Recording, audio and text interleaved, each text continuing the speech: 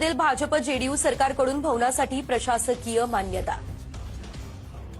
नितीश कुमार सरकारकडून 314 कोटी 20 लाख रुपयांचा निधी सुद्धा मंजूर.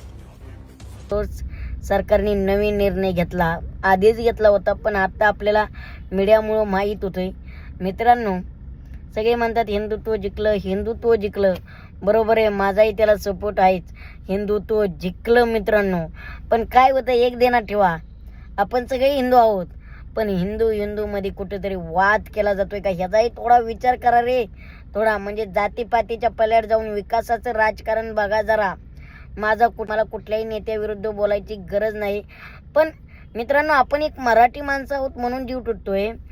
कालच सरकारने घोषणा केली, मुंबईमध्ये बिहार भवन उभं राहणार. बिहार भवन हे मुंबईत उभं राहणार. 2 दिवस झाले निवडून आले नाहीत तवरच. आणि त्याचे बीजेपीचे नेते काय म्हणतायत, काय झालं राहिलं म्हणून, प्रगती होते. ते कोण, मी नाव नाही घेत, भवन का कोण, ते तर म्हणते प्रत्येक राज्याने आहेत की भवन. पण मला सांगा, मुंबईत आपल्या मराठी माणसाचं अजून भवन आहे का हो? बिहारी भवन कशाला पाहिजे? बिहाऱ्यांना हक्काची जागा करताय का?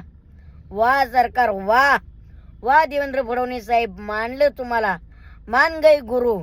हिंदुत्व करा, हिंदुत्वाच्या मुद्द्यावर राजकारण करा, आणि तुम्ही स्वतःची पोळी भाजून घ्या. कसं आहे ना, यांच्या जातीची बांधणं लावून द्या. बिहार आणि ती बिहारी लोक आणा इकडं, बाहेरची लोक आणा मुंबईत, आणि मुंबईत आणल्याच्या नंतर ह्या मराठी लोकांना द्या हुसकून कुठं बी, जातील ते आपली कुठं बी पोट भरायला. त्यांना सेटल करा, त्यांना बिझनेस करू द्या, यूपी बिहारी वाल्यांना. आणि मराठी लोकांना द्या सोडून. मतदान झालंय, त्यांना फक्त सांगा हिंदुत्व, विकासाचे मुद्दे सांगू नका. हिंदुत्वाला विरोध नाही, हिंदुत्वासाठी मी बोलत नाही. हिंदुत्वही जपलं पाहिजे, पण बिहारी लोक इथं आणू नका. मुंबईत बिहार भवन करायची गरज काय? कशाला लागतंय बिहार भवन? मराठी माणसाचं भवन उभं करा, मराठी माणसासाठी रोजगार उभा करा. त्याला आमचा विरोध नाही, पण बिहारी भवनला विरोध आहे. मराठी माणसांनो, सेंड राहू नका. आता तरी वेळ आहे, आता तरी बदला, आता तरी जाग्यावर या.